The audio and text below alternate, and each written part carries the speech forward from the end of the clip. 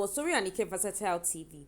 Bí ẹ ṣe fẹ́ gbádùn àwòrán tá mú wá sí ẹ̀rọ amóhùnmáwòrán yín lẹ́ni, ẹ jọ̀wọ́ ẹ má gbàgbé láti bá wa like, kẹ́ sì bá wa share fídíò yìí. Ẹ sì tún jọ̀wọ́ ẹ bá wa tẹ subscribe button.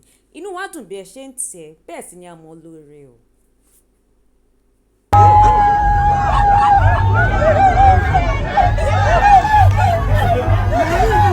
Happy birthday, honey!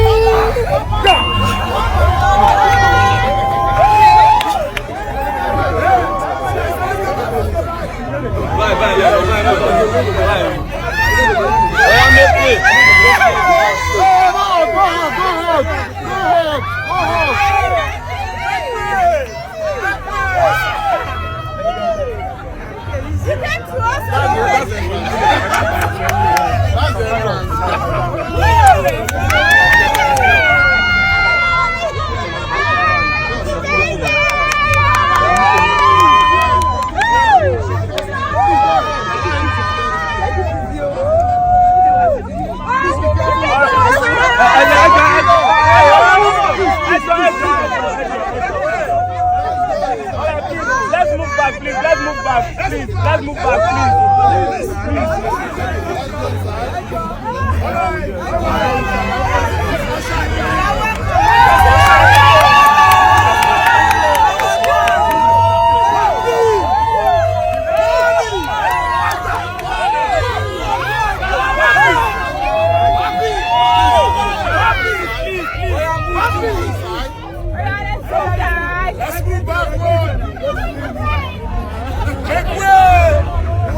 Let's go inside!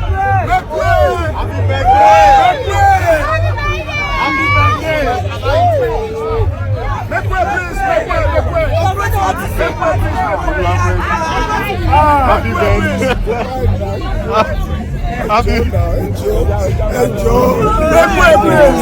Enjoy now! Oh God! Enjoy now! What have you been on the jumping. Any game of one against him, Mr. Akipaje will be more. What will be more than be by?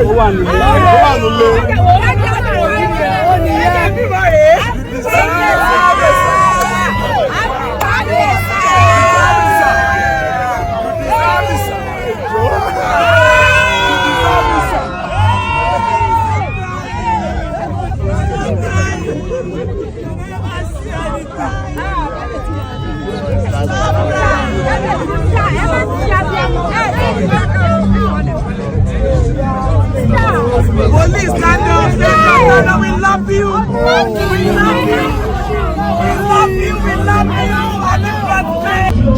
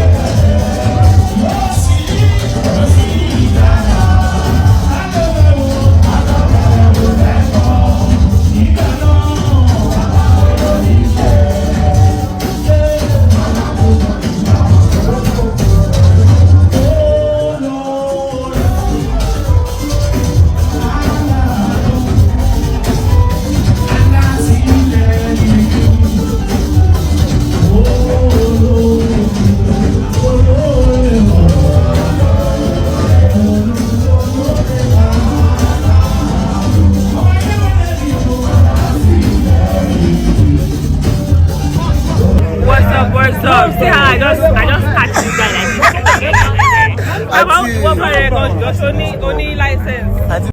Oh, the license.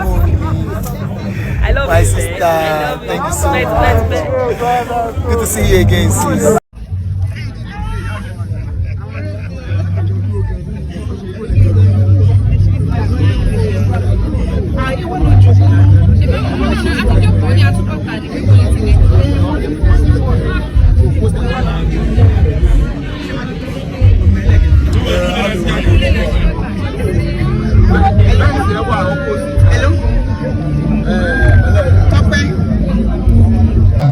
That talk too much, but I cannot contain this. I just too much for me.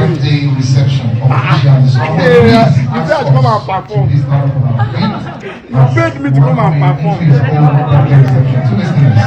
have forgotten me already, Daddy.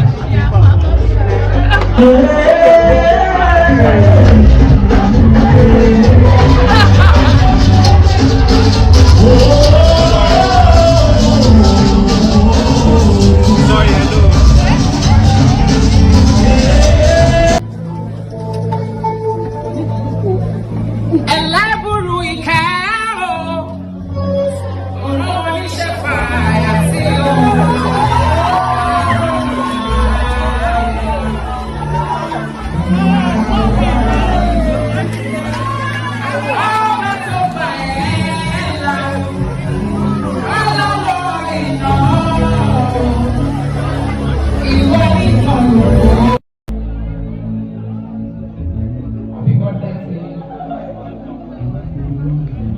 Long life and prosperity. You want more. You want bigger. Yes, Lord. Yes, Lord. For one birthday. Me, for just a shot. For a shot. Thank you for much. Láti lóye. Títí tọ̀wọ̀ wá o. Ìgbà tó wà lọ́wọ́ àwọn ọ̀tá gbà ẹ́ pé ikú ò pa ẹ́. Òórá korò délé olódì àwọn tí ò fẹ́ kó wáyé rárá. Bàbá aṣọ ẹ̀ o, oore rẹ̀ yìí kò rákà ọ́.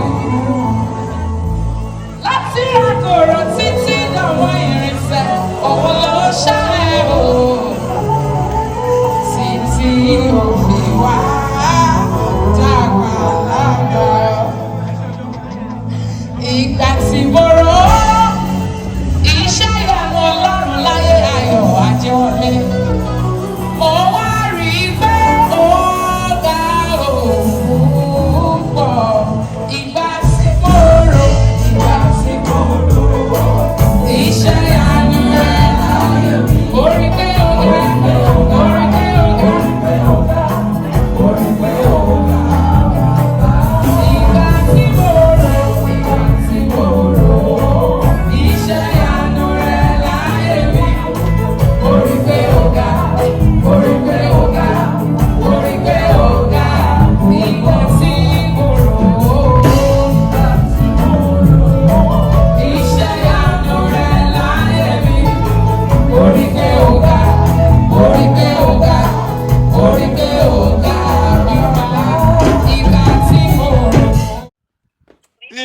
sọ fún mi wípé at the mention of the name Woliagba send the cloth ló kàn táwọn ń gbọ́ gbogbo ẹ̀yin tẹ́ wá ṣe surprise fún mi ikú ò ní pa yín.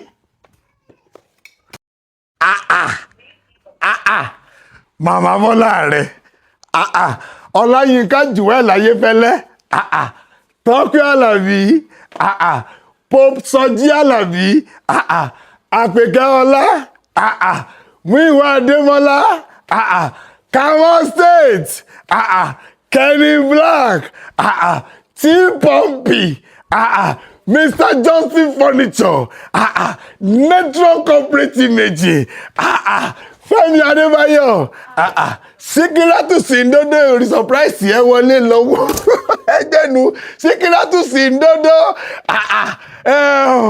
òṣòro ó tún jẹ́ kí n gbàgbé báyìí Sikiratu sí bàbá alárìíyá MC Prof kẹ́mi rí owó lọ́kọ̀tàwọ̀ kẹ́mi rí owó Today stainless èrò mo bẹ̀ ní ẹ̀kọ́ mo ṣe wọlé ìyá àfi kò fò mo ṣe wọlé tọ́lúwà ní sí owó ní tí mo ṣe